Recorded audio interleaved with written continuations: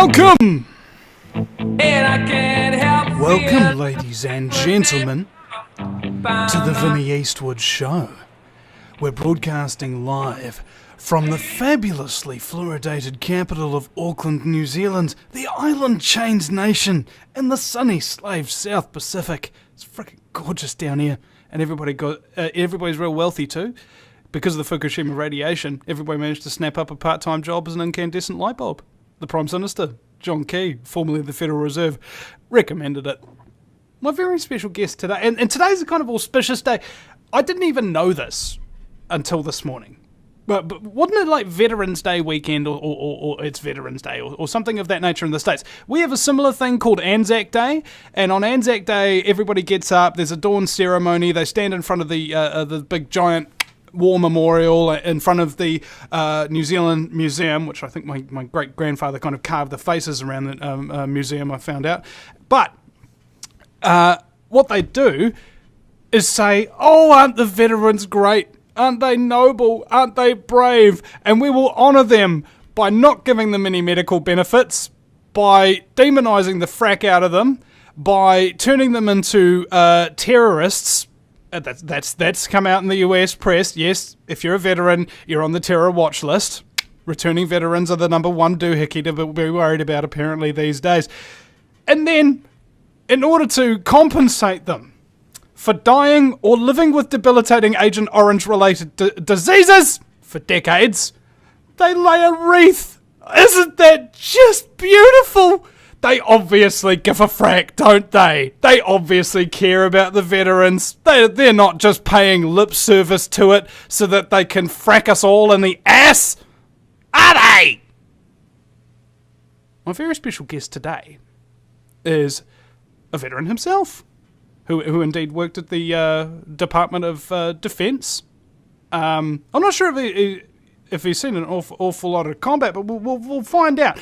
And what Veterans Day means to him. Douglas Dietrich, welcome to the program. Thank you so much, Mr. Eastwood, and it's an honor to be here with yourself and the audience of American Freedom Radio Network, and very much am honored by this opportunity on this particular day. It is Veterans Day weekend here in the United States, and it's also Remembrance Day in the Dominion of Canada and within Australia, or rather the weekend thereof. I believe that they've just come out of that weekend for both of those nations, and in the United States, we had the holiday yesterday, but we're celebrating it or taking the day off federally today. So thank you for clarifying everything that you did about Anzac Day as well. And like most people, it's very difficult to keep track of these things. As a matter of fact, in America, we've got it subdivided enough where we've got Veterans Day for the living veterans of conflict who are lucky enough to have survived. We have Memorial Day for all of those who were unfortunate enough to die. And we have Armed Forces Day for those unlucky enough to still be in service.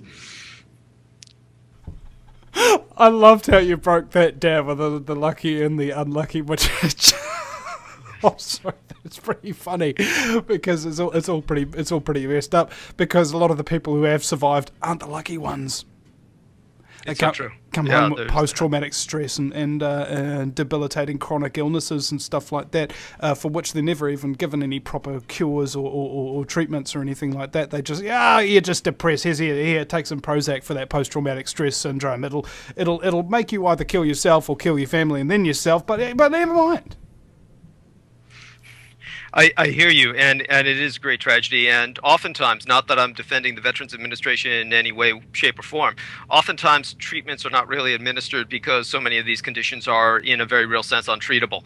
What they can treat are the symptoms, but they really cannot cure the effects of real heavy-duty exposure to Agent Orange, cyclosorine nerve gas, such as what I was exposed to, or depleted uranium, such as what all too many men are exposed to. And also, let's not forget the civilians in the nations where depleted uranium is distributed, such as Serbia, or in particular, Yaladak, where the nation has literally been dusted and has suffered the radiological equivalent of 44,000 Hiroshima-sized atomic bombs, essentially distributed across that area of the world, which has rendered it strategic. It's known as strategic area denial. It's rendered it inaccessible for a lot of oil development and kept the oil prices high.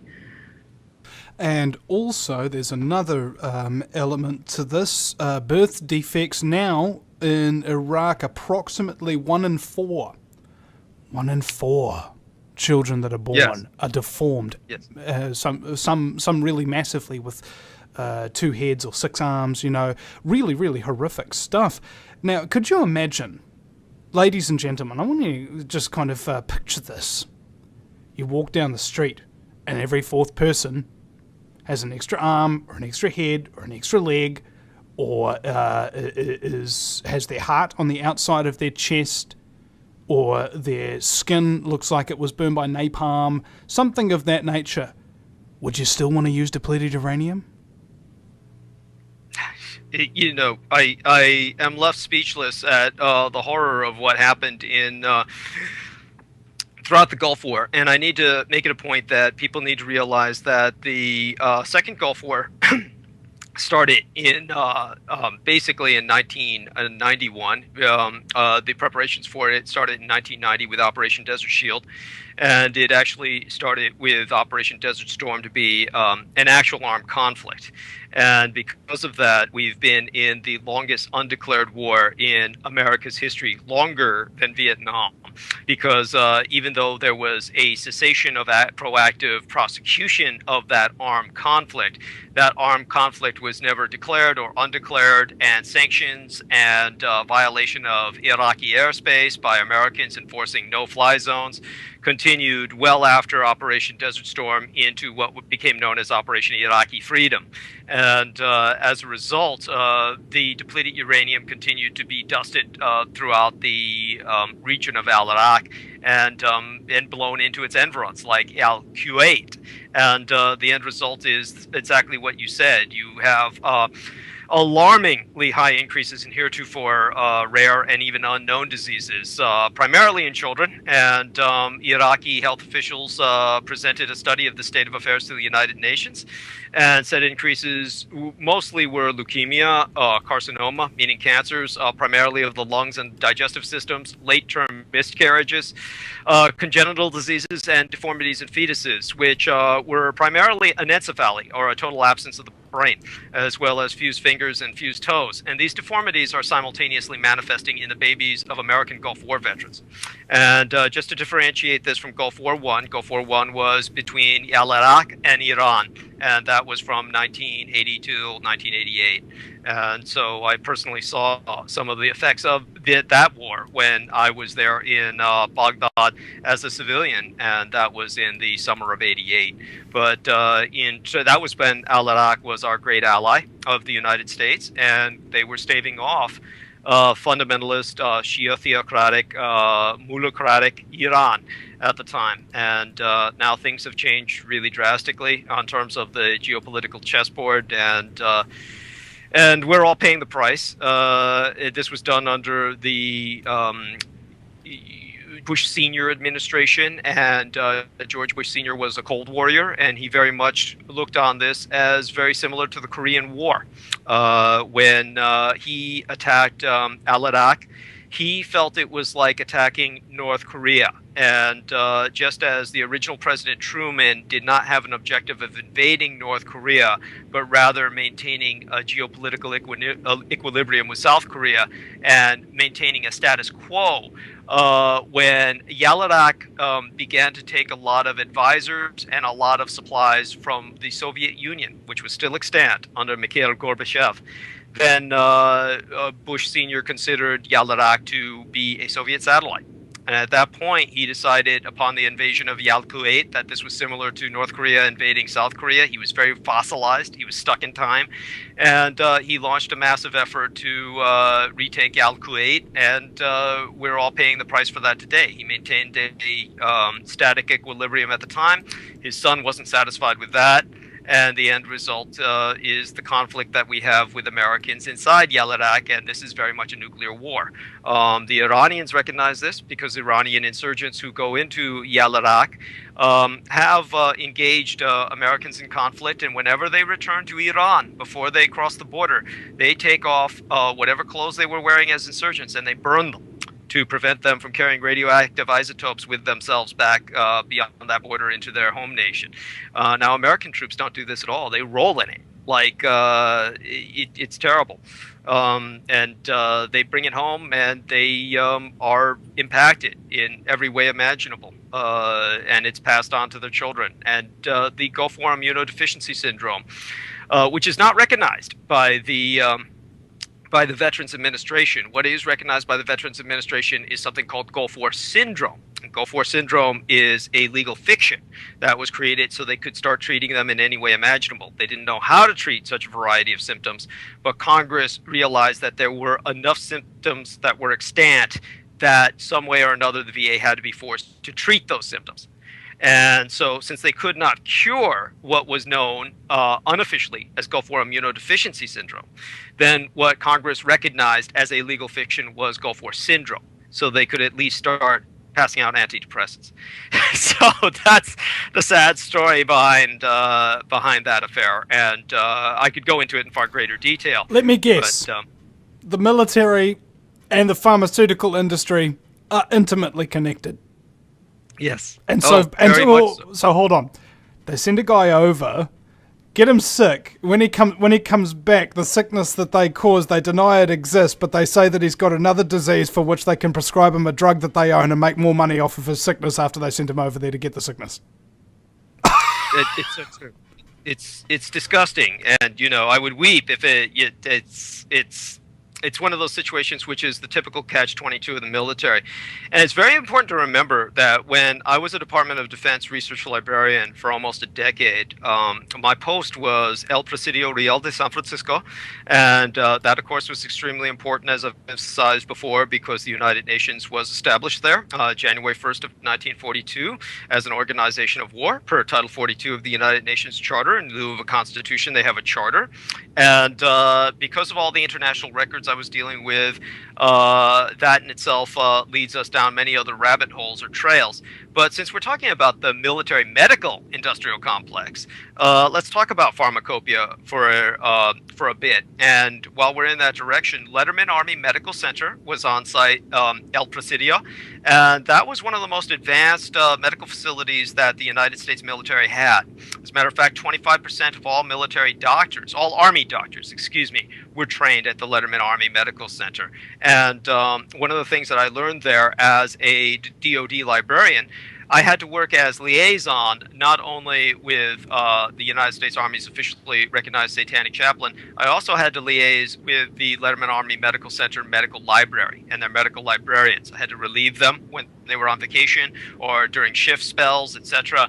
There were various other situations that made me maintain constant contact with them. As a DoD librarian, I was supposed to be dealing with unit records or unit histories, but not personnel records or personnel histories. So oftentimes these records would get incredibly conflated. A lot of people need to come to grips with the fact in the United States that this is not a Mission Impossible fantasy where everything is well maintained and you have these like sirens and alarms and cameras that surround every records facility. Quite the opposite is true. The government is the low end of the spectrum of records keeping technology. And because of the conflation of not just unit records with personnel records, but the conflation of personnel records, so that 3 people named Smith would have their life histories conflated into a single dossier. You also have situations where, while these various librarians try to sort things out, they learn quite a bit about each other's libraries. So I got quite familiar with the medical library at the Presidio. There were many experiments that were being conducted there on not just animals, which created an enormous amount of protests that were constantly outside the gate of the Presidio military base, the Lombard Gate as it was known mostly. People were protesting the fact that they experimented quite heavily with dogs. This is why you get such a misdirection of well-meaning and well-intentioned yet very naive journalists like Ron Johnson, I believe his name is, who wrote The Men Who Stare at Goats.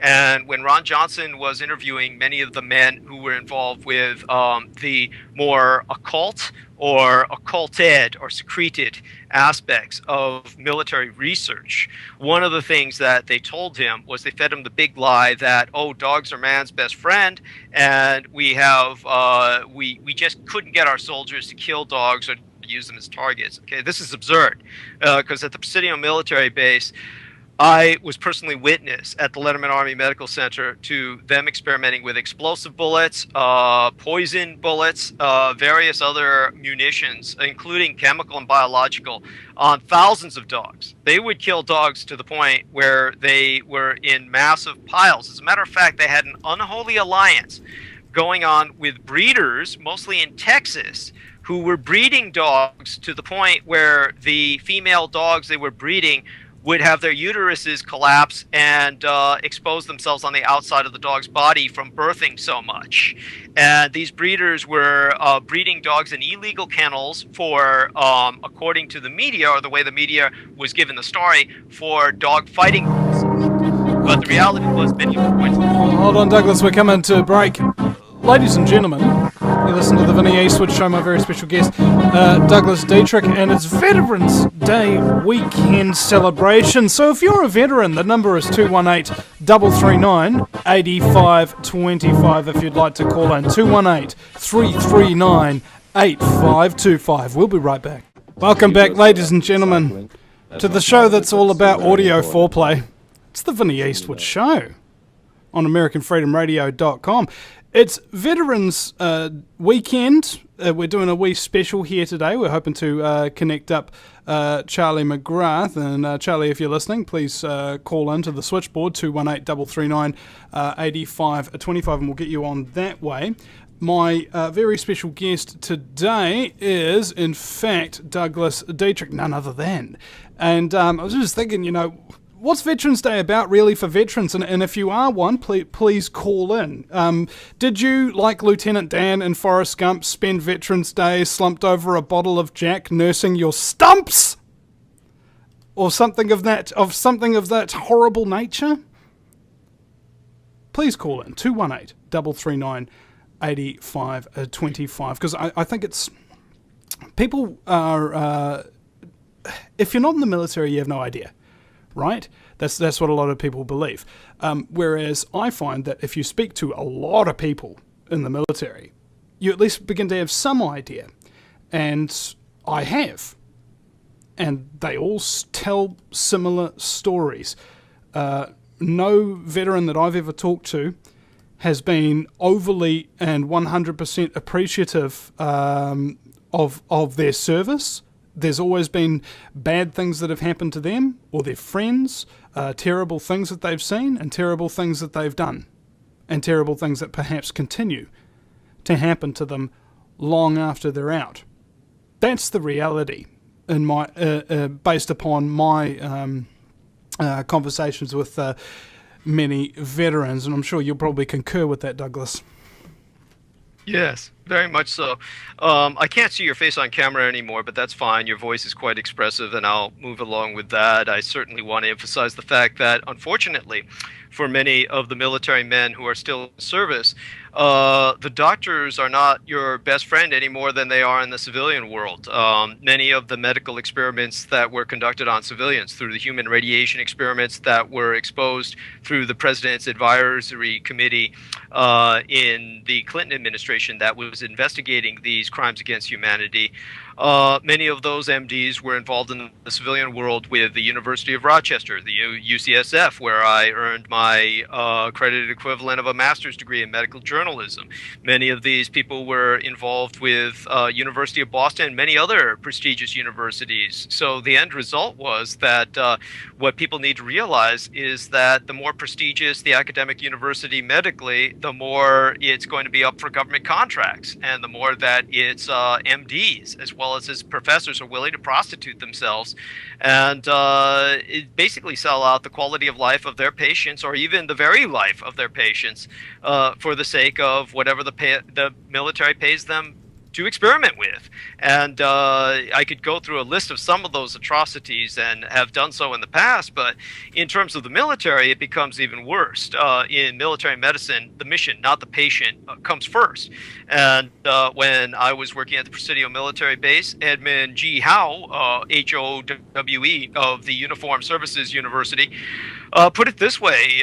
He said the military physician accepts the obligation to place military interests over his own interests and those he might otherwise have as a civilian doctor when he becomes a military officer.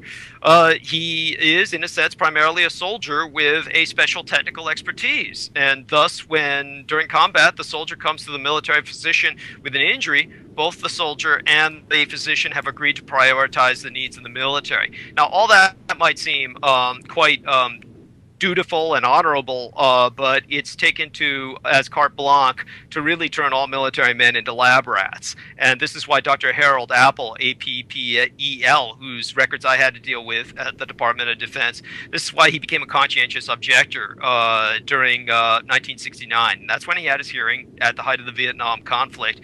And he quoted Navy documents that led him to conclude that the purpose of the medical corps was to enable the fighting force to attain its mission, not to heal the sick, and that he later on published a letter in the New England Journal of Medicine that urged any doctor considering a military career to realize the fact that the purpose of the military is antagonistic to the goals of healing the sick, that the physician in the military is a soldier first and a doctor second.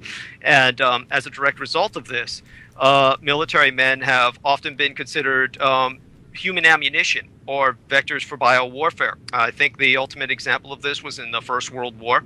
I've been talking about that a lot recently, and I've been trying to expose that, give that the amount of public exposure that it deserves to have. And I need to put that into perspective for people so that they understand the veracity of what I'm saying and the seriousness of what I'm saying. But one of the original thoughts of using biological weapons came during the American Indian Wars, and during that period of time, after the American Civil War, the American Frontier Army fought no less than 1,400 battles with the Native Americans. And during that period of time, they grew extremely calloused to extermination. And when they led these various Indian Plains tribes onto various trails of tears to reservations, they would finish them off come wintertime by offering them blankets that were infected with smallpox. And through this, they wiped out no less than 100,000 original peoples in the United States. And due to the efficacy of biological warfare as proven through the frontier wars, the United States Army was more than equipped and ready come the First World War. And what happened during the First World War was, of course, the Germans won. This is entirely unknown to most of the world, but on the Eastern Front, the Kaiser forced the Bolsheviks, after the abdication of the Tsar, into the Treaty of Brest-Litovsk.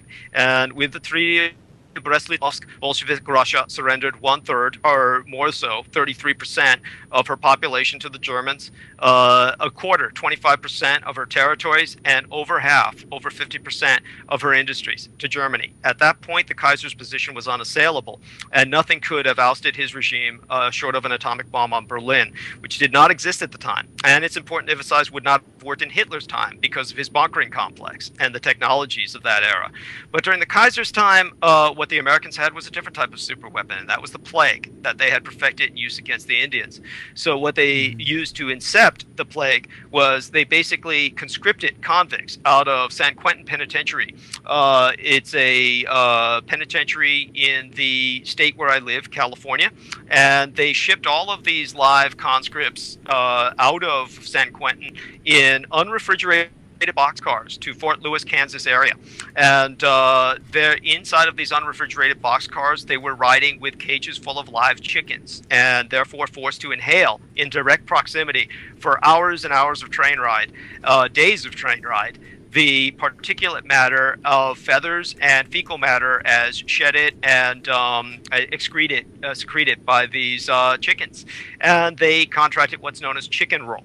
And by the time that they reached Fort Lewis, Kansas area, they were all bivouacked in basically a hastily built cantonment that was called Cap Funston, and that was on the Fort Riley Military Reservation of Haskell County, Kansas. And these were about 56,000 recruits that were mixed up with these convicts, and they developed what at that time became known as the avian flu. This was H1N1. It was hemagglutinin 1 neuromodase 1. And this was the most virulent and deadly bioweapon ever incepted by man. It's a variant of the hemorrhagic fever, and it was so deadly that it was killing people off too quickly to spread. So they had to wait until the mortality ratios died down, because a bioweapon cannot spread effectively unless it kills only 10 to 20% of its victims. And once it reached that level of mortality ratio, they found the patient known as the index patient, in which that lower mortality ratio virus had manifested. His name was Albert Gitchell. Family name was spelled Gitchell. And they made Albert Gitchell, as soon as they discovered this, they made him cook. And he started cooking for all 56,000 men, and he spread that disease. All of these men were thrown across the Atlantic to hit Spain. Spain was a nominally neutral nation, but played very fast and loose with its neutrality. The Americans arrived in what were known as coffin ships, because the vast majority of them arrived dead. And the American Expeditionary Forces hit the field like the conquistadors hit the New World, spreading a disease which no one on the continent had ever suffered from before. And by the time they hit the fields of France and got into the trenches, which were just miles and miles of constructs that, if laid end to end, would encircle the earth. They got in there, and at that point in time, every soldier in the field, Central Powers or Allied, became afraid of one thing. They weren't afraid of gas. They weren't afraid of bayoneting or bullets or dying by explosives. They were all afraid of catching the flu. And because when you caught that flu, you would die within 24 hours. And ultimately, it destroyed all industrial production in Germany, because children would kiss their fathers goodbye, they would go to work in the factories, and they wouldn't come home. And there was blowback in America. 20 million people died. There were 2 waves of this avian/swine flu, which manifested, which were never reported in order to maintain wartime morale. And they ran out of coffins in 1 week. And worldwide, they killed 100 million people. It edged out the Black Plague in fatality ratios. It killed more people in 24 hours than AIDS has killed in 25 years. It killed more people in a single year than the Black Plague killed in an entire century during the Middle Ages. This was truly the most heinous war crime ever launched against humanity. But you've never heard of it. The Americans have managed to hide this from you. And this was known in American medical records, which I dealt with at the Letterman Army Medical Center, as Army flu. And the end result is the world we have today, which is genetically altered. It killed so many people. The modern day equivalent of the 100 million that it killed in World War I would be 1 billion people dead, and another 1 billion people whose lives would be shortened by 15 years due to surviving the ravages of lung damage as caused by that flu. And it puts the immunosystem into overdrive. Only the young and the healthy die. Infants' immunosystems are not developed enough to be affected by it. The elderly, their immunosystems are too weakened to be affected by it. But for the young and healthy, primarily young males of combat age or industrial labor age, their immune systems go into overdrive, and it creates what's known as a cytokinetic storm. Your lungs begin to dissolve, and you cough them up in a pink phlegm. And cities were unable to deal with this, even in the United States. Within a week, when they ran out of coffins, they had to organize mass graves, shallow graves in which to bury hundreds of people at a time. And they had to dig these graves ultimately with steam shovels and bury people with steam shovels. That's how much of an effect it had. And yet they've managed to totally hide this from the history books, even the fact that it genetically altered all of humanity. There were so many people killed that they know that there were entire bloodlines and entire genetic strains of humanity that were wiped out. So our entire genetic destiny was altered by the American application of a bioweapon on an unprecedented scale. So for this reason alone, the American empire truly is the evil empire, far superseding that of the Third Reich or the Soviet Union. That needs to be put into perspective, and it was used in terms of this weakness of medical doctors and their callousness towards the troops, considering them Yes, go on. There is that element that the US is now worse than the Third Reich and worse than communist Russia ever was. And I believe that's because under Operation Paperclip, they recruited all the top Nazis and put them into top positions in the US administration. And now with the implementation of the Department of Homeland Security, they are in fact hiring the ex-heads of the KGB who set up their spy networks to do for America what was done to communist Russia. So in essence, it's got the best of both worlds.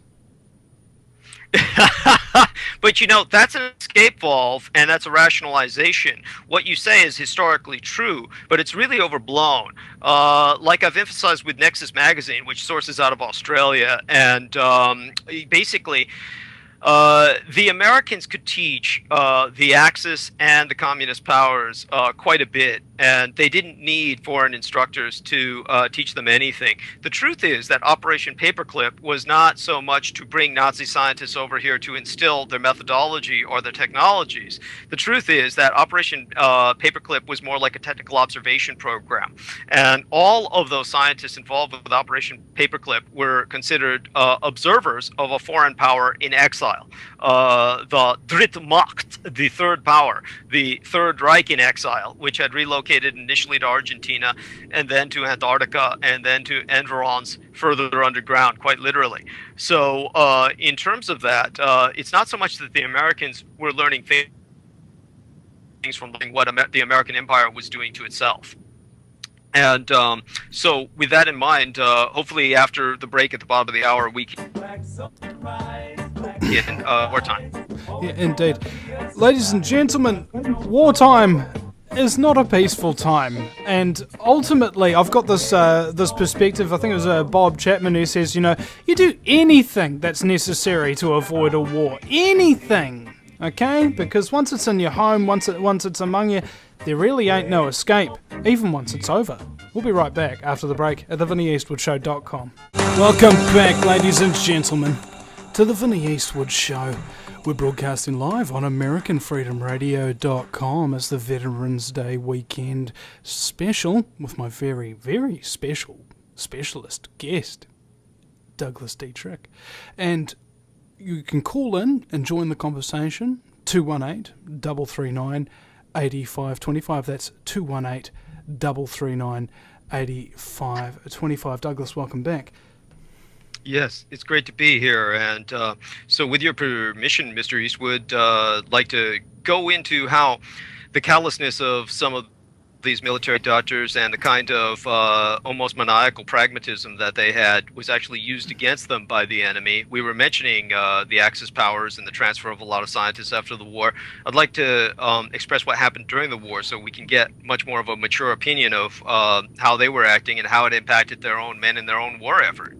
Well, before you do, I've got a very bad taste joke. Do you know what Iraq veterans, what kind of flowers they get on Veterans Day? Oh, I shudder to think. What? Depleted geraniums. Oh, that is terrible. Oh, I'm sorry. That's almost offensive, Mr. Eastwood.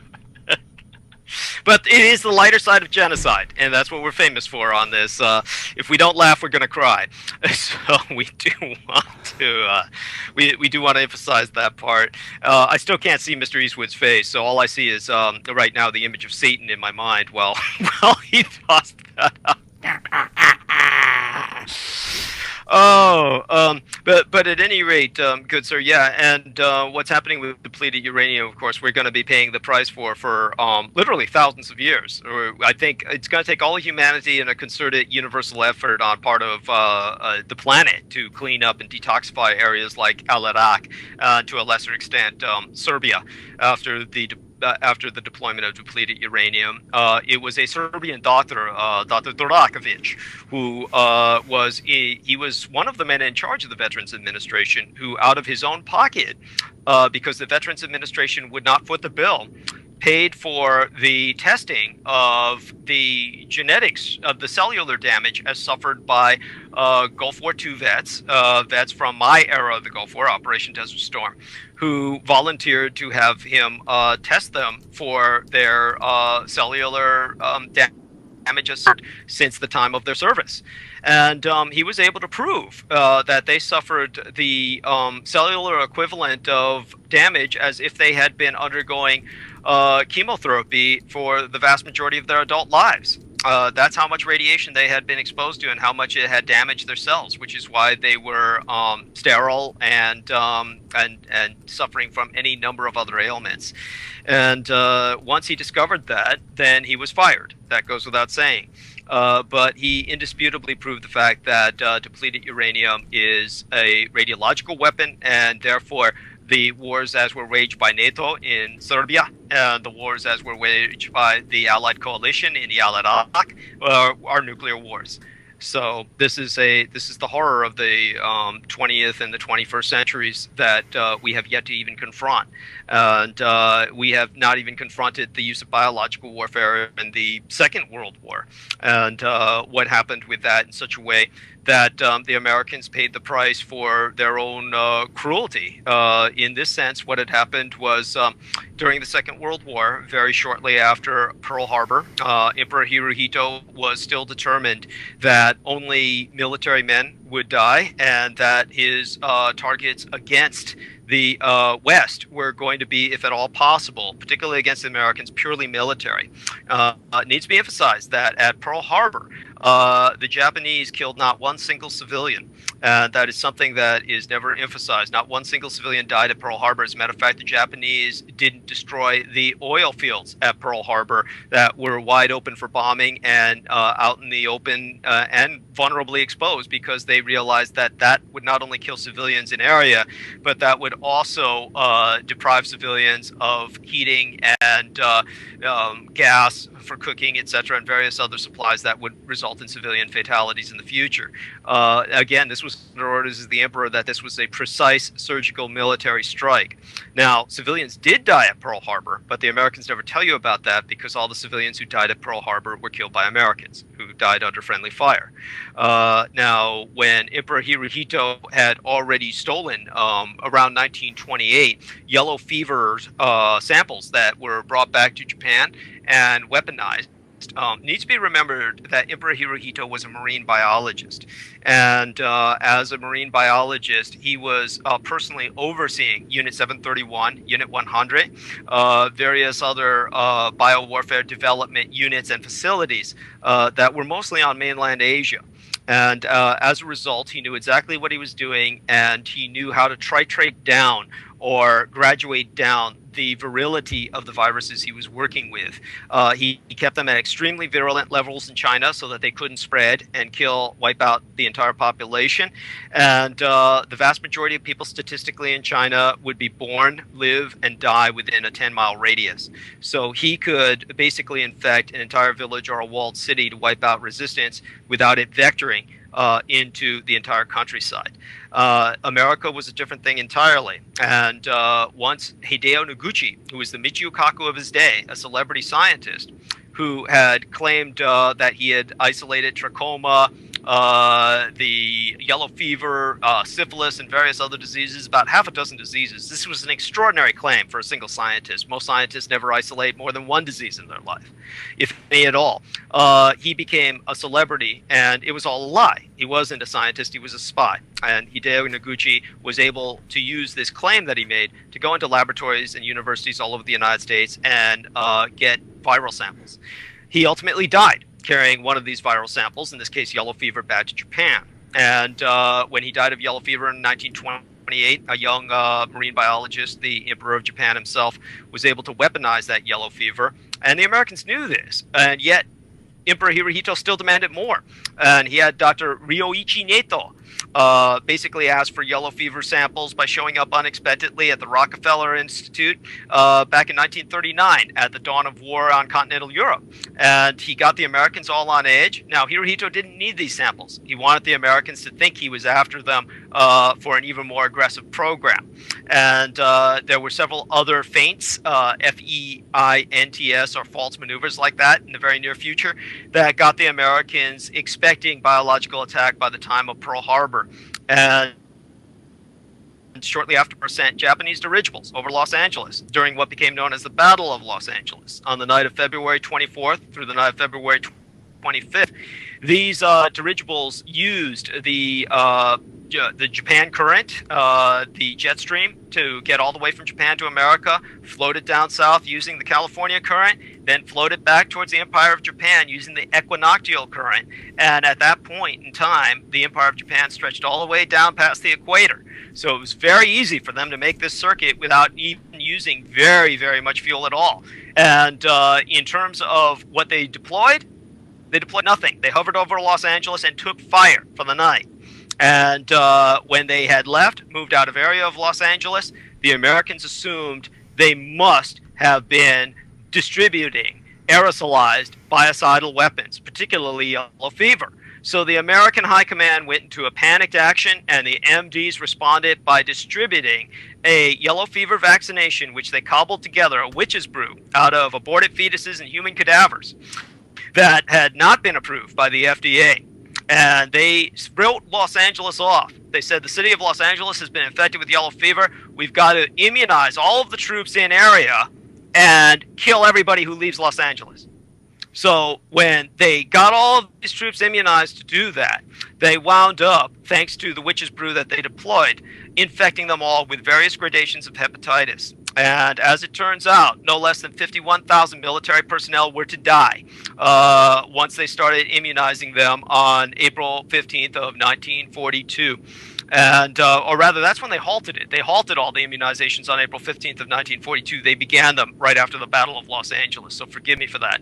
But in terms of the result, another 330,000 were affected with a lesser degree of hepatitis, where they suffered massive liver debilitation point where they had to be severed from active duty. So by this one act, without expending a single shell or killing a single civilian, Emperor Hirohito wiped out over 4 divisions of American troops. And that was the equivalent of Japan's Stalingrad or Leningrad. They managed to basically defeat the American war effort because they extended the war by 4 years. The Americans were placing only 15% of all of their industrial and manpower resources into the Pacific. They were already fighting with eviscerated force levels. The reason why was because they knew Japan could have only 10% the industrial capacity in terms of output that they had miscalculated rather, and of what the United States could produce. So being eminently racist, they deployed only 15% of all they had to the Pacific theater, and of that 15%, fully a third of it had to go north to dislodge the Japanese invasion of the Aleutian Island chains of Alaska.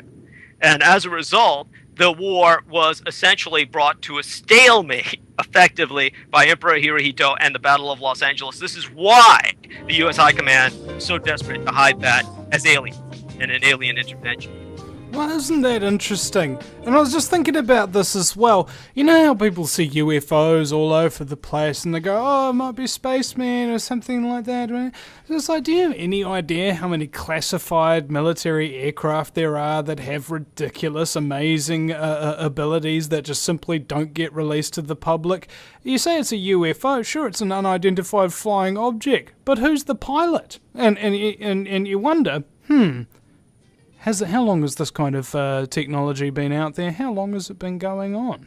And how long have they been using the story of UFOs to cover up what they're really doing? You listen to the Vinnie Eastwood Show. My very special guest is Douglas Dietrich, and we'll have him on for another hour right after the break. Join us then. Welcome back.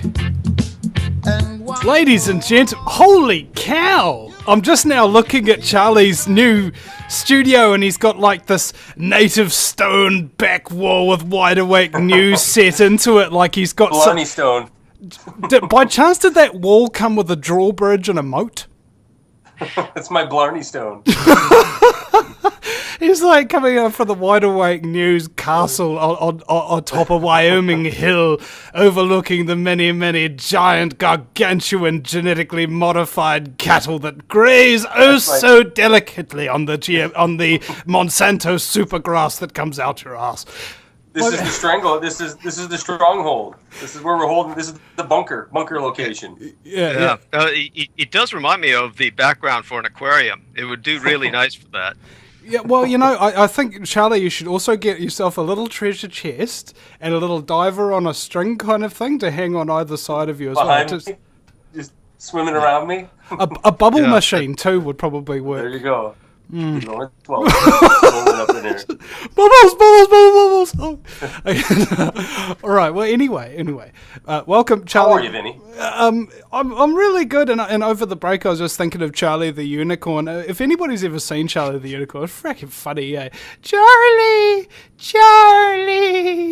And it's a funny YouTube video. Go Google it if you haven't seen it. And I remember talking. Have you seen the Charlie Bit My Finger YouTube video? Yeah. Charlie bit my finger. Sounds like a New Zealander. Well, funny you should mention that, because I was talking with Charlie Veach about this, and one time some people came up to him in the street just going, Charlie!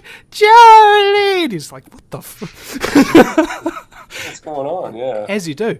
Well, anyway, it's Veterans Day weekend, Charlie, and I was like, you've been in the military yourself, and we've been talking over and over about how basically you go there, you get traumatized or injured or something, and then you come back, and it's like, do you ever wind up regretting your military service, or is it basically it's just part of your life, like a bag of Legos? It's just a few extra blocks that you can build something else out of.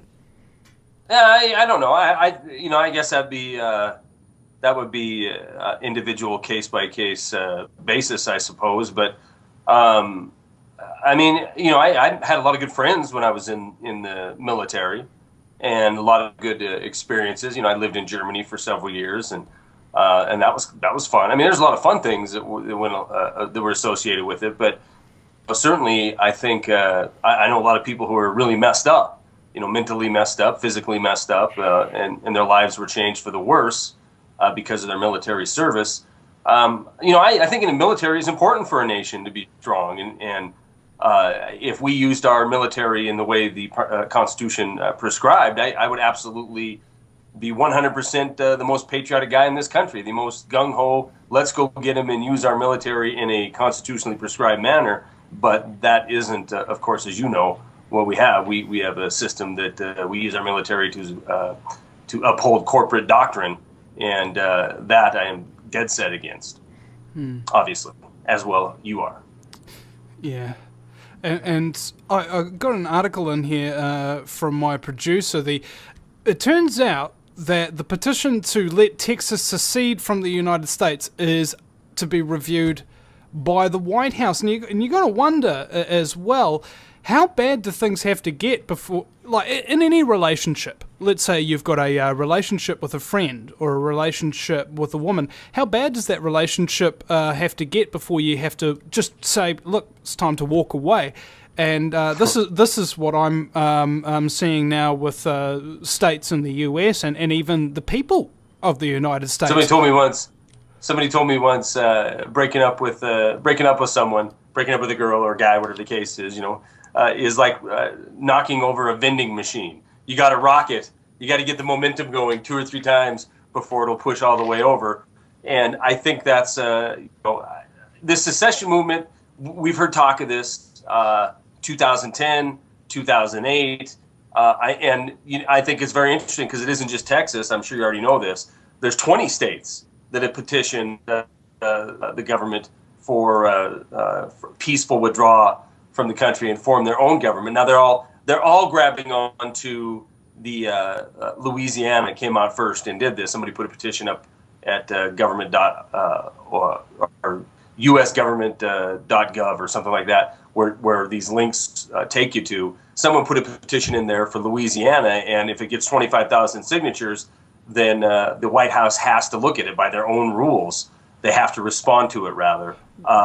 Louisiana went up, then a whole slew of other states went up there, and I think it's up to 20 now. And I think Texas was the closest to having the 25,000. Well, Charlie, actually, as of 3:40 p.m. Eastern Time, more than 25,000 Texans have already signed the petition on the White House website.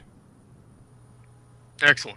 How many? 25,378 as of 3:40 p.m. Eastern Time. Well, there you go. They have to respond to it. I think that's the first one. You know, at about 2 hours ago, it was like 2,000 shy, Right. but it was clear that it was going to be the first one to hit that 25,000 number, which will make it necessary for the White House to respond to that petition. I think it's interesting. You know what? I hope all these states, my state, Montana, is one of them that's on there. I hope they all get to the 25,000 mark. Well, Oh, by the way, sorry, just before you go on, I just thought of a great saying for this for the states. In order to succeed as a state, you must secede from the United States. That's no doubt. No doubt. Douglas? Yeah. Oh, I was just going to say to Mr. McGrath that he happens to be up in Montana, which is, of course, the state where my erstwhile co-writer David West lives. Be bringing him towards the end of the show when I'm bringing up, the availability of some books and DVDs that I try to disseminate information with to the public. And I just find it a running joke between Mr. West and myself. First off, he writes for me because I'm a terrible writer. I was a DoD librarian for almost a decade, and I have this Department of Defense indoctrinated format, which makes it just totally inaccessible for easy reading, and it's just bureaucraties, and it's terrible. And everyone says that my writing is like reading a field manual or something like that. So it's just terrible. So I finally got a co-writer, and he's up there in Montana. My running joke is, of course, that there's no cities in Montana, that everybody lives in pup tents, and as a matter of fact, I believe that Mr. McGrath is bunkered in because they have 6 feet of snow outside, and only his friend Bigfoot can bring him supplies at this point. That's right. I'm hunkered in. I got the generators going. You can see I'm in the castle. I got the rock behind me.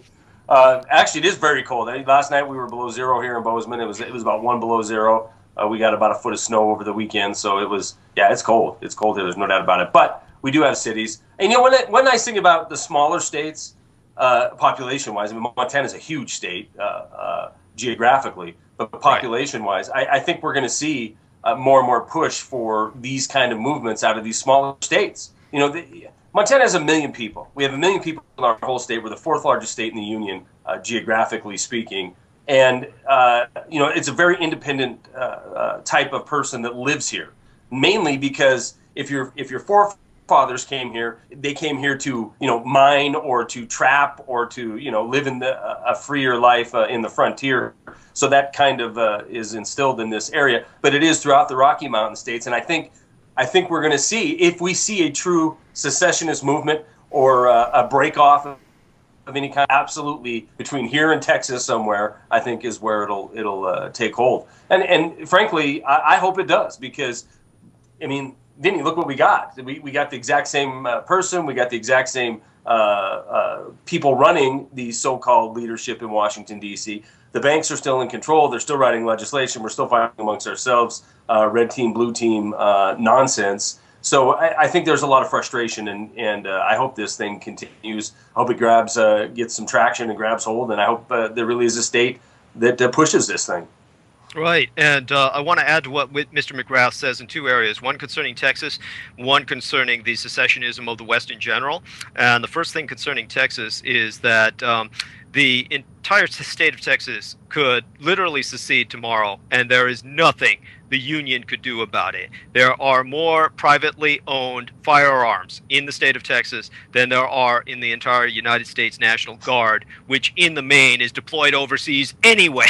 Yeah. And the whole point is that the United States government, the Union, has been buying off Texas for decades, pretty much since the end of in a sense, probably since the end of the First World War, by constantly, or at least around the time of the Second World War, by constantly deploying or redeploying military bases to Texas, which give it steroid shots in the arm in terms of its economy. You've had an entire Mexican middle class develop in the state of Texas that services those military bases in Texas. You could literally go for a jog in the state of Texas for a few hours, a real long jog for, say, maybe 2-3 hours, a good marathon for yourself. You would run into about 2 or 3 military bases in that time on foot in certain areas of Texas. That's how, and every time they do this, they get a new president essentially out of Texas. As a matter of fact, that's why the Bushes moved down to Texas. They're not Texans, but Bush Sr. kept pretending he was a cowboy, and they're really Northeasterners. Didn't he grow up in, like, Maryland?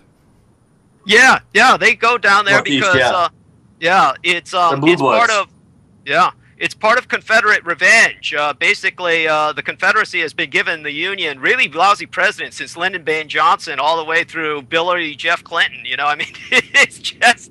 But in terms of, aside from the smart aleck remarks in that regard, what Texas could do immediately is, if it lost its military-based contracts, is all it needs to do is become a member state of OPEC, and at that point in time, it immediately just recoups all of its lost finance, and so it's got a great future ahead of it, no matter what it does. I think any state in the union could right now say, you know what, we're no longer participating in the Federal Reserve System, and you know the debt that or the income and the debt owed would be null and void, and just, you know, that's what a secession movement would actually mean, is a freedom from the tyrannical Federal Reserve System, and the creation of, you know, if Louisiana or Texas or wherever decides they're going to, you know, get the votes to do this and get the will of the people behind it to do it, then that would be the first step, which is you create your own money and you determine the value of the money at your new state, I guess, or whatever, republic government. The element that I wanted to elaborate on here is that they're giving this secession to the White House for it to review. Now, what is the point exactly in the review? I mean, do you want to just sit and wait for this government to say, no, you can't secede, or yes, you can? And what would be the actions to take if they say, no, you can't leave the Union? Right. Well, I don't know. I guess we're going to find out. But it isn't like this petition is, you know, it isn't from the legislature of Louisiana. From what I understand, what I've read, and I've read on the actual government website, you know, the first initial one, and the one that everybody has kind of grabbed hold of it and then put their state's name in there as well. And each one of these is getting thousands of people to sign off on it. But it's basically just quotes from the either the Constitution or from great men in history, forefathers in history, quotes about redress of grievances, and if a government becomes no longer serves the people have the right to dissolve that government. A lot of constitutions have that in their constitutions as well. Montana does, but you know, it isn't like the state legislature is going to Obama or the White House and saying we want to secede peacefully and waiting for permission, yes or no. I think a lot of it was done in protest. I mean, this has all been done in protest because of the re-election of Obama, which in a way, I'm glad to see people starting to get a little worked up and motivated. But in a way, you know, there's a lot of people that think we had some kind of this red team, blue team game was a real thing. And there's a lot of people in alternative media that actually believe that as well. Like we were going to get something different with Romney. And I think it's important to realize that we wouldn't have gotten anything different with Romney. We wouldn't. We've got the exact same policy. We'd have got the exact same president as we have right now. That ticks a lot of people off to hear that. But whoever's in that White House, now is serving special interests. They're serving the financial community. They're serving the military, security, industrial complex. So we get more war and more financial future stolen from the people and given to the hands of a very select elite few. It's good to see people getting upset. It's bad to see people pointing their finger at other people of this country saying, it's these liberals, it's these Democrats that is the fault. And the truth is, I believe that's part of the plan from the get-go, which is divide and conquer, so we're fighting amongst ourselves rather than looking at the people who brought us to this place. Well, yeah, and right. I spoke with Douglas this morning quite forcefully about how much of a frustrating exercise the elections were for me personally. That for the last 2 days, I didn't do any of my archiving, I didn't do any of my videos, I didn't answer any emails, I didn't go on Skype, I didn't do anything. And that was exactly what I needed to get over this because it's been everywhere I think that's at all times. I think that's a great plan. You know. Yes, withdrawal. Yeah. I would like to mention concerning the other aspect that Mr. McGrath brought up about the Western feeling of independence in general and how that might manifest. When I was with the DoD, which was until 1992, was when they closed the postal library at the the DoD library, which was on post, the Presidio military base in San Francisco. The base itself was closed later in 1995. One of the things that I was constantly trying to do was I had this dream of laterally transferring over to the RAND/MIT or various other contracted think tanks for the U.S. government. And so at one point they were asking me, what would you predict for America's social future? So I was predicting civil war. I'd like to talk about that when we get back as to exactly how I felt that that would fall down.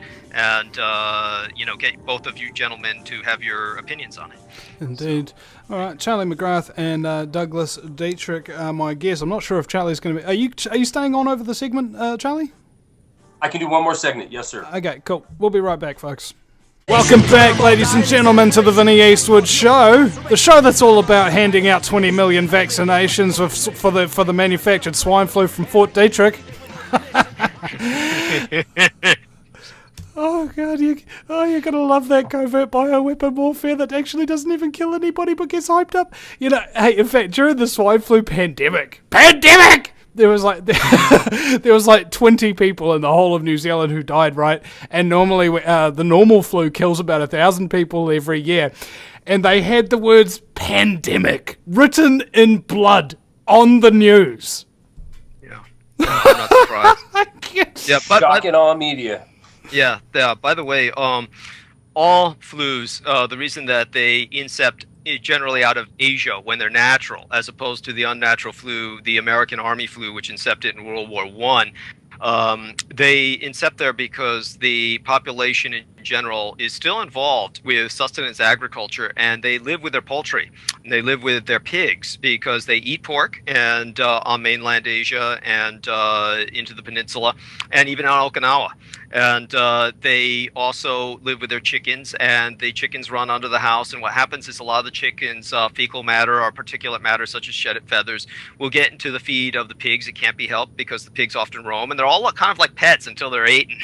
And the problem is once the the chicken roll gets into the pigs, and the pigs are cooked and eaten, that is the transition from the birds to the pigs to the humans. See, all of humanity, all 9 billion of us, is just a fly speck on the windshield of viral life. The viruses infinitely prefer birds, which were around before humans, and they were evolved to live in their intestinal tracts and vector through them. And the avians provide an enormous biomass in which for viruses to mutate. So all flus are avian flus, and all flus are swine flus. Just something to educate the public on in terms of the misnomers when they throw these terms out at you, like avian flu or swine flu. Yeah. So well, everybody's heard about the bird flu. There. Bird flu. But yeah, like I was saying about the Western states and their sense of independence, when I was trying to segue into a career as a think tanker, I remember I was talking to the RAND/MIT people, and they said, well, what do you think is in America's future? And I said, at the same time, while I was predicting in the late 1980s, early 1990s, I was predicting the reunification of Germany and the collapse of the Soviet Union, said the United States eventually, if it were to collapse into a civil war, it would be the total opposite of the Chinese Civil War. I pointed out that the Chinese Civil War was one in which over 90% of the population, close to 99% in many regions, was rural. They were all farmers. They were all agrarian. And it became a war of the urban gangsters against the rural bandits. And the urban gangsters became monopolized, co-opted by the nationalists, and the rural bandits were co-opted by the communists. And the rural bandits won out because they had a hold of all of the food. The cities were under siege, and their only way to supply was through rivers and through the coast. And without foreign aid and intervention, they were fighting a losing battle, and ultimately had to relocate onto the island where I was born, the island of Taiwan, where the nationalist government exists to this day. And in the United States, the situation is just the opposite. I pointed out that 90 to 99%, depending on where the region is being analyzed, of the American population lives in the cities. And less than 1% in many areas, or up to about 9% or so, lives in the 17 western states. And an enormous amount of the farming is done there, and the rest of it is just mountains, missile silos, Mormons, and militiamen. And I pointed out that because of that, the next American Civil War would not be North versus South, but East versus West. And except for a very tiny strip of land along the western coast, which would include just a few miles inland to incorporate the cities of San Francisco and Los Angeles, etc., which is right along the coast, everything in the interior of Washington and Oregon and California would essentially go to a constitutionalist fundamentalist movement, is how I termed it.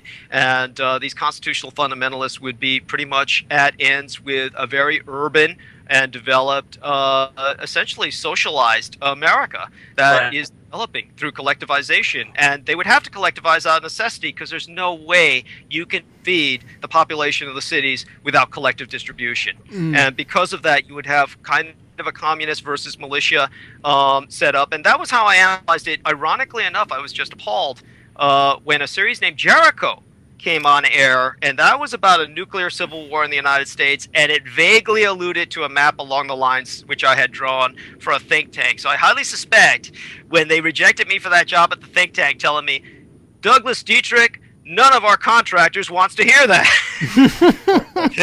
I'm sure somebody swept that idea, plagiarized it, and sold it to some movie writer somewhere and wound up on TV. So I'm still irked to this day. You know what? I know people that think Jericho was another example of the powers that the powers that of the New World Order type that they pre-tell the events that are coming. At least that they're planning. Well, hold on a second here, Charlie. I inspired in Jericho is what's eventually going to happen in this country. I think it's very interesting. I think the path we're on, the trajectory we're on, certainly something is going to pop, and I don't know if it'll be. I could certainly see a scenario where the strip that you're talking about, from 100 miles inland on the West Coast, let's say over to the Midwest, where this is the new Afghanistan, this is the new Iraq, where you have a bunch of belligerent actors out here in the middle that have had enough and are pushing back, and anything that is said, that is one bit contrary to what the line out of Washington D.C. or the government line is going to be met with the full force of things like National Defense Authorization Act 2012, 2013.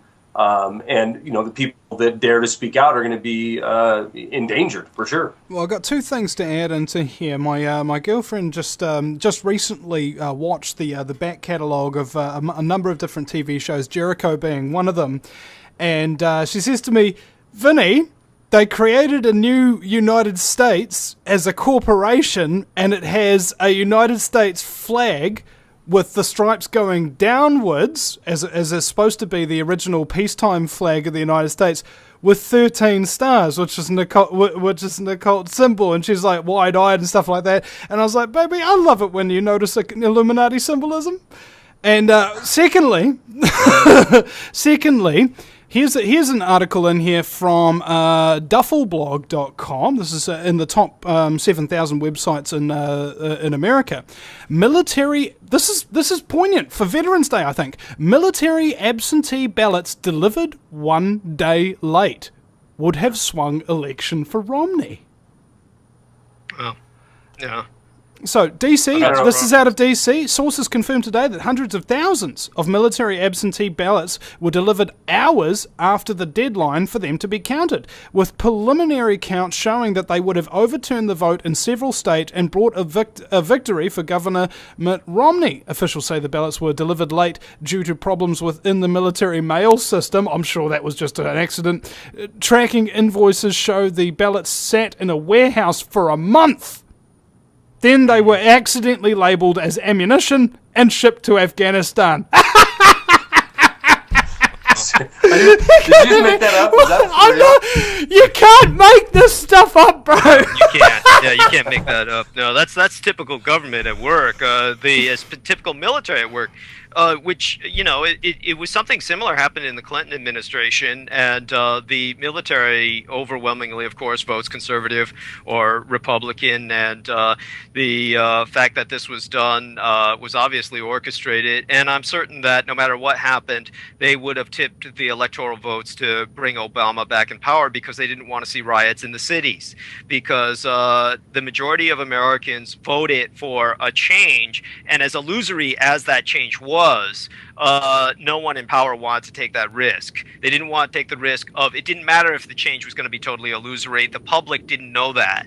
And a different face would have made a lot of people worried that a lot of social programs were going to be cut the way they were threatening. And yeah, you know what? And here's the deal. I mean, and I know that I know as well as you guys do that George Soros controls a lot of the voting machines. Like, I think it was 30 states that are, these voting machines are counted or made by a Spanish company that George Soros happens to own. I saw, I've heard the stories, all kinds of stories about telescreens not working right. But, I think the point is, it just doesn't matter. It doesn't matter if we'd had Romney or Obama. Now, to take all conspiratorial slant away from this and just look at even what the mainstream has given us to digest on this, here's the deal. Romney, I said this for months coming up to the election. Matter of fact, I've got multiple ounces of silver sitting right here because people are starting to pay up on the bets because everybody thought Romney was going to win this thing. I said, no, he's not. He's not going to win this thing. And this was even after the first debate, second debate. I said, look, here's the deal. Regardless of how you feel about it, he's a Mormon, first of all. Look how hard it was for Kennedy as a Catholic to get elected. Right. Secondly, he started downgrading women, or at least things that he said were taken that way and spun that way. When he's talking about he has a file or a binder full of women candidates, blah, blah, blah. He was stepping in it almost on every turn. Then he did the 47% thing, right or wrong. That grabbed hold. So you have a Mormon candidate that has already talked down to women who vote more than men do. And then you talked about self-deportation, and you have the Latino vote that is the largest minority vote in this country. The guy was destined to fail by sticking his foot in his own mouth to begin with. There is a lot of hype, especially an alternative, about potential stuffing the ballot box or cheating or collusion or whatever. And maybe that's true, maybe it's not true. But my whole point is that the candidate that was given to us, Romney, or that was presented by the Republicans, I think he was presented as a flawed candidate to begin with. It could be exactly to your point, Douglas, that they didn't want anybody but Obama in there. So they're going to present somebody like Romney. I was not surprised at all it turned out the way it did. But again, I think the biggest point is the same people that really run the show, the same people writing legislation, the same people dictating policy, they're still in power. They're still in power if Romney got in or Obama. Right, absolutely. Well, and that's something else I wanted to say as well. That I knew, just like you, Charlie, no, Romney's not going to win, Obama's going to win. Why? Because he was sent to destroy the United States, and it ain't destroyed yet.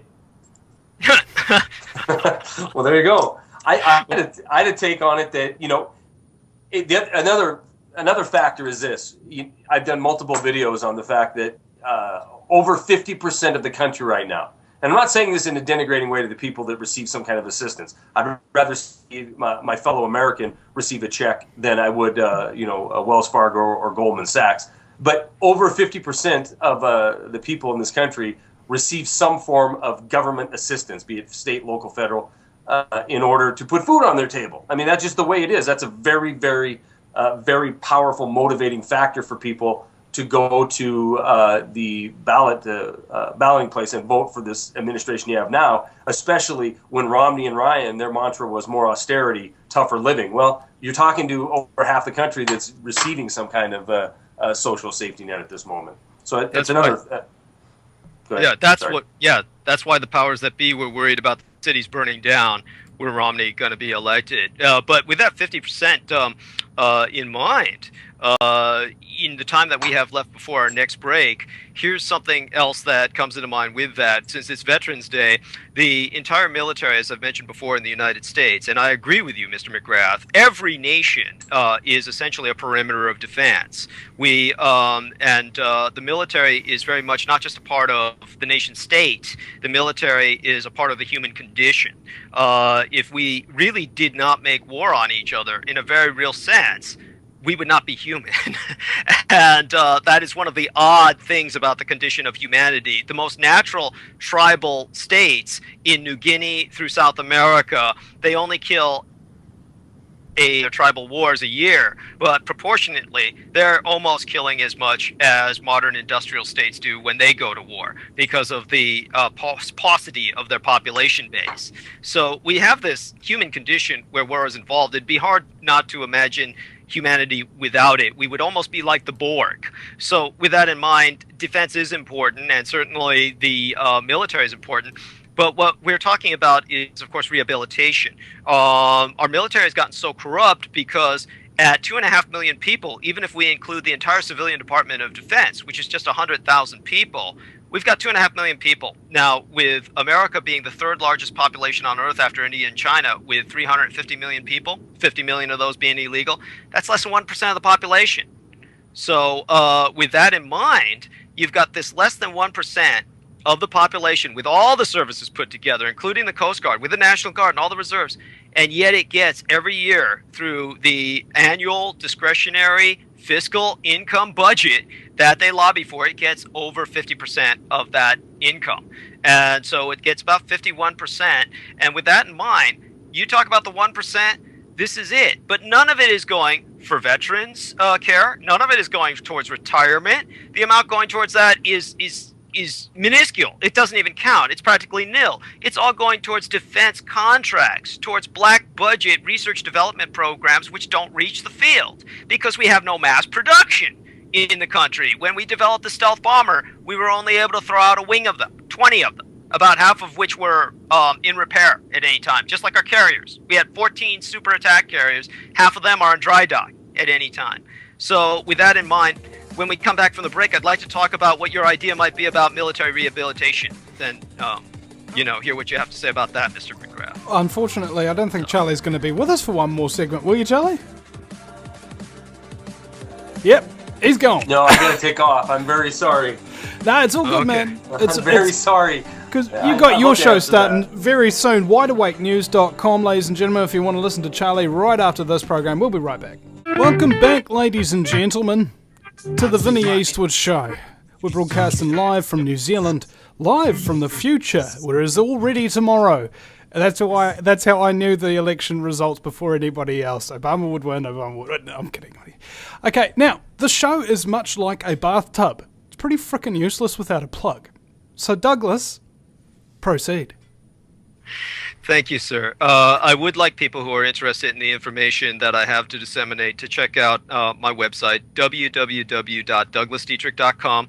Douglas is spelled with one S, and Dietrich is spelled just like the famous actress Marlene Dietrich. For those of you who are too young, like Vinny, who's about a little shy of 17 years old and is not legal drinking age yet, just put the words diet and rich together, DIETRICH. So DouglasDietRich.com, and there you will find an offer. Two things you'll find. One, you'll find the big blue F for the Facebook button, and you can follow me on my public timeline where I put up a lot of posts that are historical in nature, and you can follow up for a lot of sites or citations and sources and references for many of the facts that I bring up, which are so shocking to the public because this hasn't been taught to them in the history books or spread by the news. And the other thing you'll find is, of course, an order button for my set of DVDs if you want them. And there's very few of them left, so I do encourage people to get them while they are still available. We did burn off another run because of popular demand, but there is not much of that, and that will be gone before the end of the holiday season. And the two DVDs within that DVD set, which is being offered for the price of one through the holiday season. One of them is Roswell and the Rising Sun, which unfortunately the production thereof led to the death of my mother, and that would be the subject for perhaps another interview. But it was there that I spoke about the Battle of Los Angeles in great technical detail, as well as the collateral damage incidents of the Second World War, which between Japan and America legally lasted until the Treaty of San Francisco, which was signed at the Presidio military base where I was stationed for many years.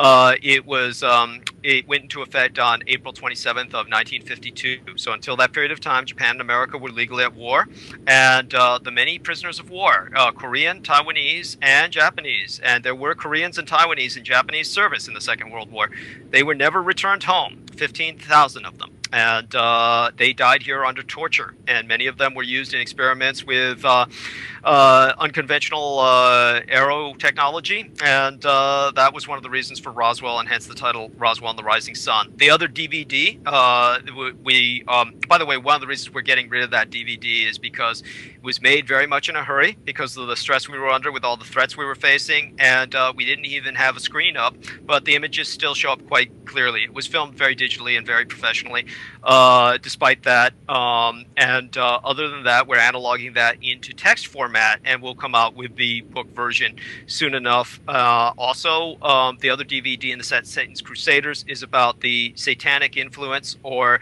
the infiltration of satanic cults into the United States military. I could speak to this with great authority because I did serve as liaison to the U.S. Army's officially recognized satanic chaplain, Colonel Michael Aquino, for almost a decade. And so you will see footage in that DVD, or photos you will not find anywhere else. I took actual photos of animal sacrifices and human sacrifices that were conducted on site at the Presidio military base, the victims thereof, using a miniature spy camera, because I was trained in the use of such at the same City College of San Francisco criminology course that trained Anton Szandor LaVey, the founder of the Church of Satan of San Francisco.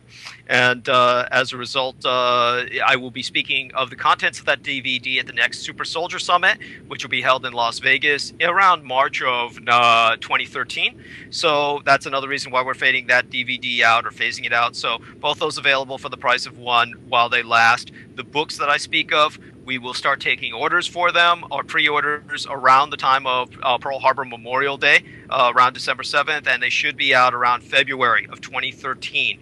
And one of them is, of course, Roswell and the Rising Sun, and the other would, of course, be The Reality of the Red Undead, the untold story of the supernatural Soviets, in which I reveal what I can about Soviet documents that were interpreted as disinformatio, or disinformation, by the American intelligence, both military and civilian. But the Soviets were claiming that vampires were quite real, a subspecies of genus Homo sapiens that had been around for many thousands of years. They were working with them, and they had also claimed that they had basically synthesized the pod zombie, or the zombie formulary of Haiti, which had been passed to them through Cuba, because voodoo is practiced throughout the Afro-Caribbean nations.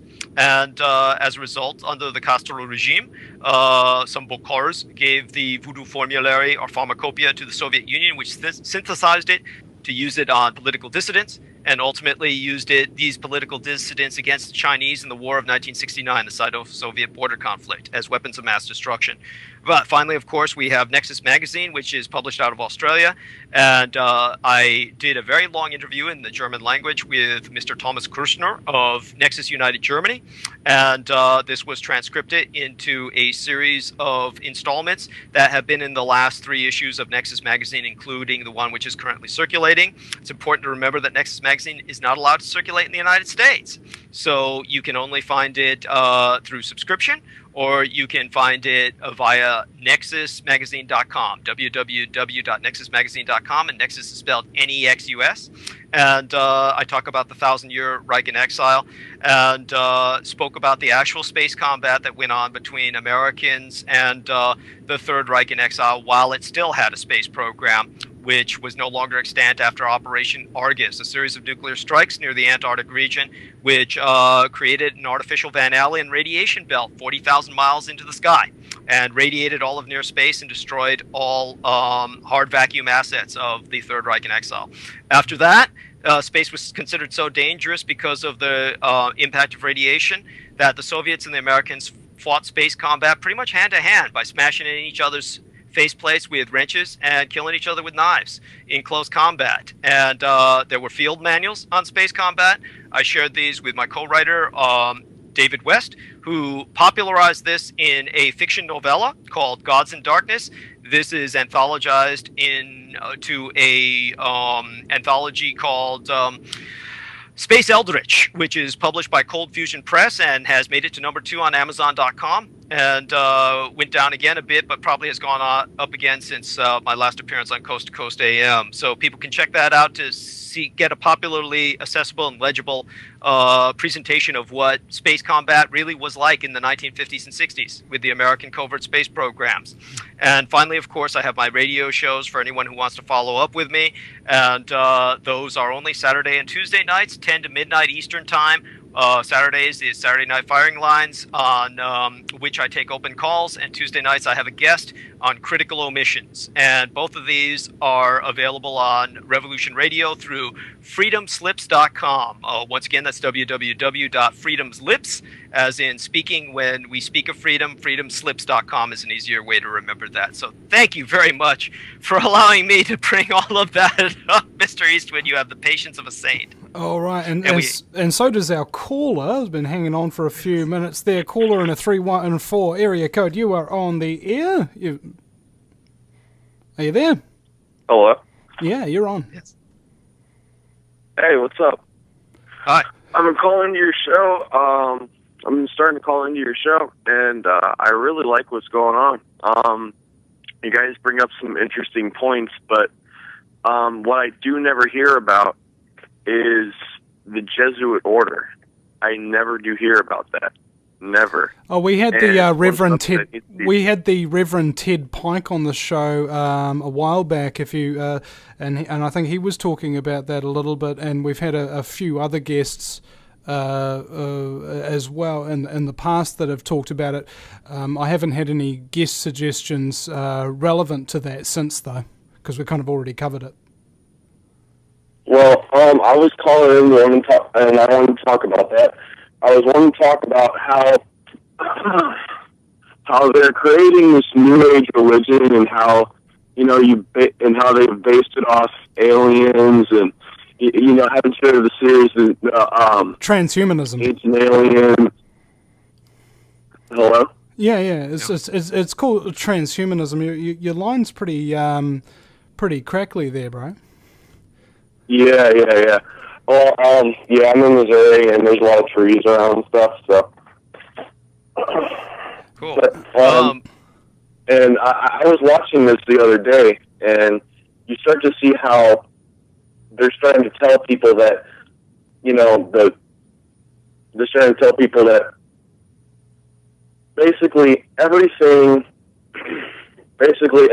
that humanity has done, aliens have created. Aliens have put it in our brains to do.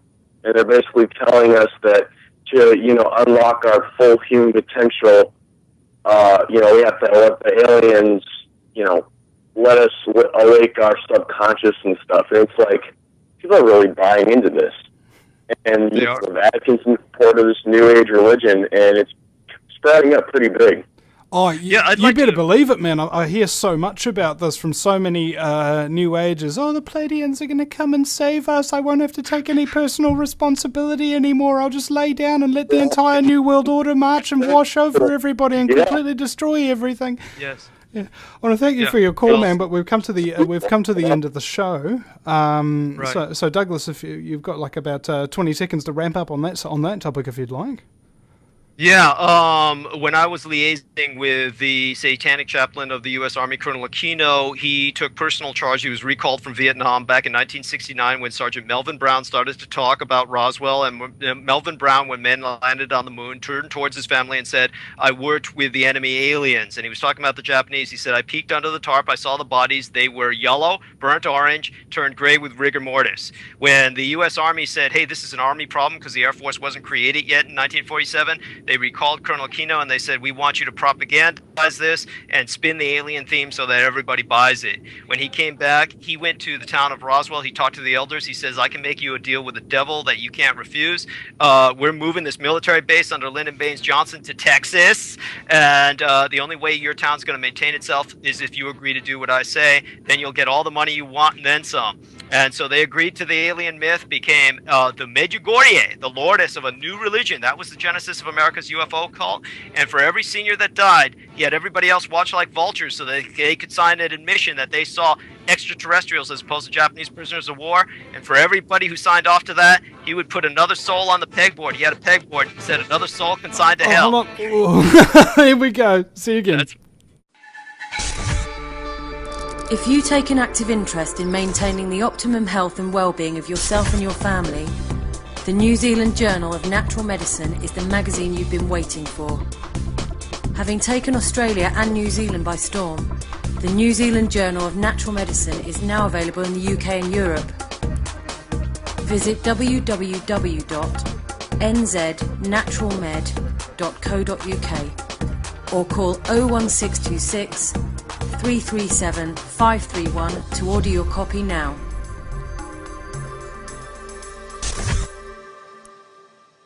Do you realise every day we are being put under constant stress from wireless radiation? What's worse is that you don't even know that it's happening. It puts as much stress on our body as if we had a constant viral infection, draining our energy and sapping our strength, or just making us irritable and fatigued. These wireless fields are being emitted from computers, microwaves, mobile phones, power lines, and any electrical appliance. Now there is a solution. A group of research engineers in New Zealand have come up with an active shielding device that shields you from wireless radiation at a cellular level. Blue Shield comes in 3 models: a household, portable, and USB that plugs into any computer. The great thing about Blue Shield is it is very affordable and guaranteed to last. A one-off purchase will see you being protected for years to come. Visit AmericanFreedomRadio.com and click on the Blue Shield banner. Blue Shield, brought to you by the VinnieEastwoodShow.com. No matter where you live, globalism affects you. Did you know that the Vinnie Eastwood Show has more subscribers than New Zealand Herald TV and is New Zealand's most popular YouTube news channel, where warm-hearted humour and a list of awesome guests talk about crucial issues which the mainstream media ignore? A show where you, the listener, can phone up with questions, comments and suggestions of guests. Vinnie is building a hub to connect truthers with raw information they need to become active. He can help you gain further skills such as website building, producing audio and video, and creating revenue streams in your own multimedia environment. Because Vinnie supports such a wide range of people in the truth movement, he is not government or corporate backed and relies entirely on your donations. Give now, give generously, or subscribe for $10 a month for access to ad-free video archives. Just visit thevinnieeastwoodshow.com and click donate.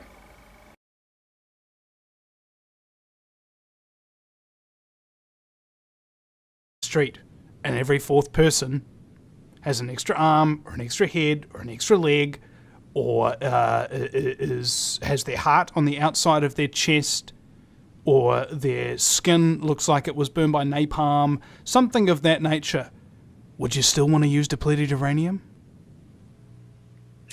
You know, I am left speechless at the horror of what happened in throughout the Gulf War, and I need to make it a point that people need to realize that the Second Gulf War started in basically in 1991. The preparations for it started in 1990 with Operation Desert Shield, and it actually started with Operation Desert Storm to be an actual armed conflict.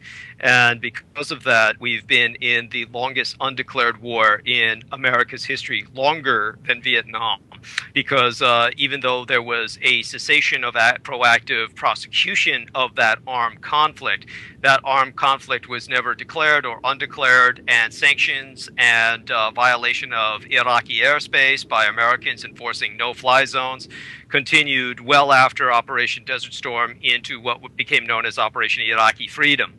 And as a result, the depleted uranium continued to be dusted throughout the region of Al-Iraq and blown into its environs, like Al-Kuwait. And the end result is exactly what you said. You have alarmingly high increases in heretofore rare and even unknown diseases, primarily in children. And Iraqi health officials presented a study of the state of affairs to the United Nations and said it increases mostly.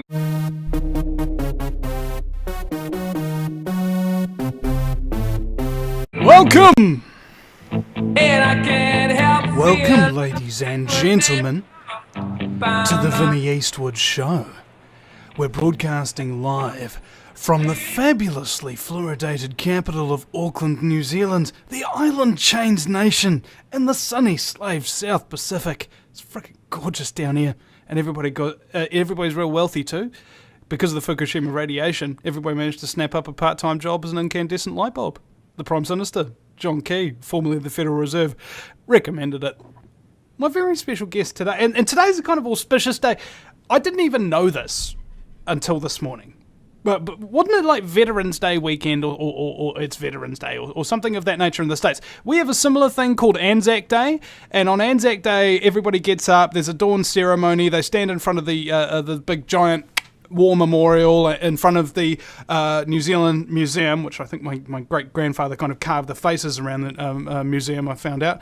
But what they do is say, oh, aren't the veterans great? Aren't they noble? Aren't they brave? And we will honour them by not giving them any medical benefits, by demonising the frack out of them, by turning them into terrorists.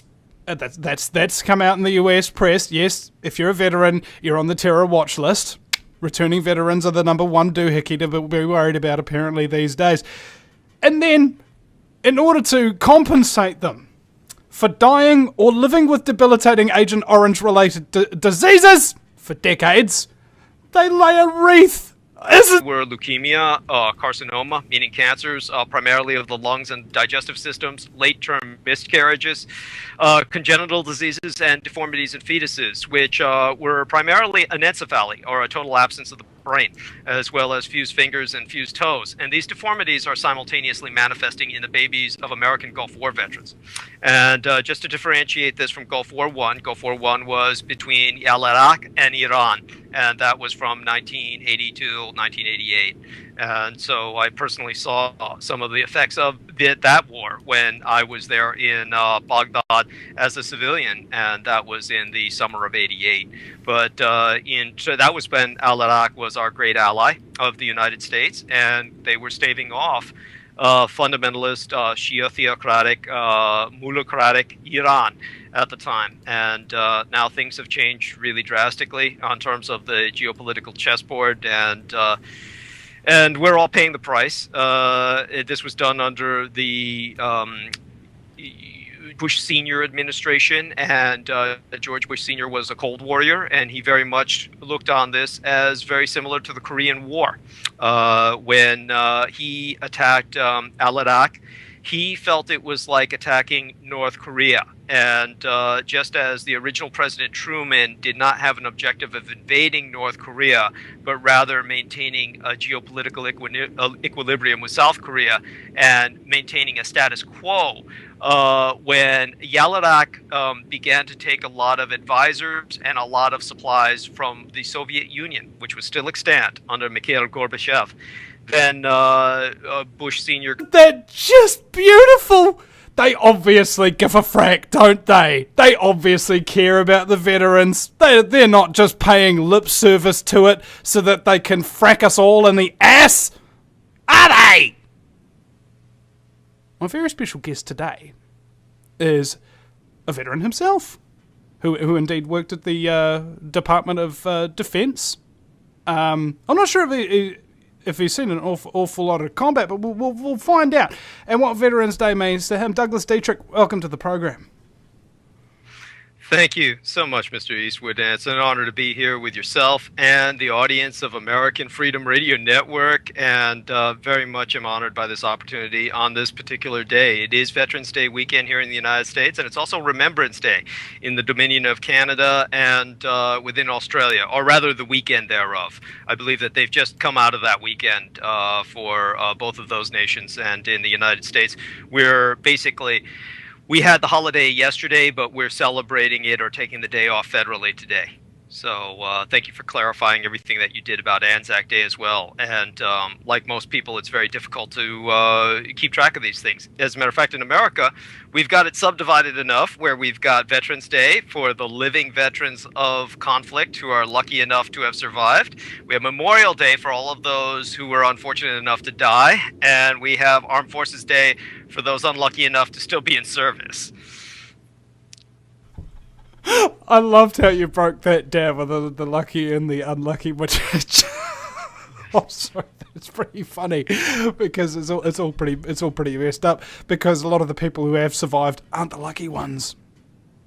They come home with post-traumatic stress and debilitating chronic illnesses and stuff like that, for which they're never even given any proper cures or treatments or anything like that. They just, you're just depressed. Here, take some Prozac for that post-traumatic stress syndrome. It'll make you either kill yourself or kill your family and then yourself. But never mind.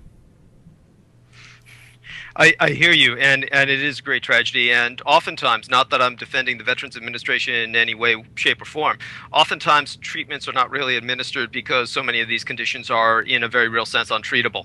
What they can treat are the symptoms, but they really cannot cure the effects of real heavy-duty exposure to Agent Orange, cyclosorine nerve gas, such as what I was exposed to, or depleted uranium, such as what all too many men are exposed to. And also, let's not forget the civilians in the nations where depleted uranium is distributed, such as Serbia, or in particular, Yaladak, where the nation has literally been dusted and has suffered the radiological equivalent of 44,000 Hiroshima-sized atomic bombs essentially distributed across that area of the world, which has rendered it strategic. It's known as strategic area denial. It's rendered it inaccessible for a lot of oil development and kept the oil prices high.